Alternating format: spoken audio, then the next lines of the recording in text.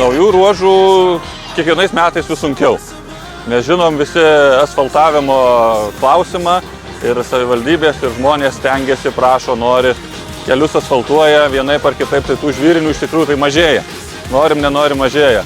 Bet atsiranda labai smagių asfaltinių atkarpų, tai turbūt čia nieko blogo.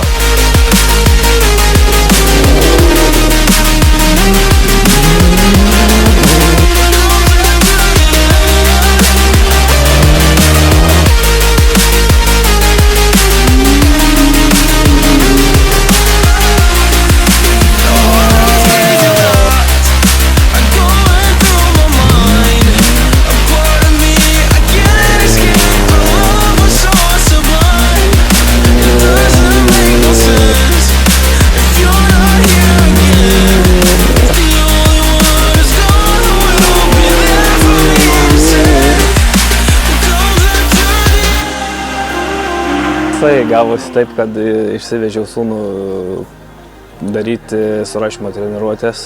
Pasižiūrėjau, kad jam geriau sekasi negu kai kuriem šturmanam. Ir tada sugalvojom pabandyti važiuoti ralį. Truputį pastestavom, truputį pavažinėjom po testus, po parkus.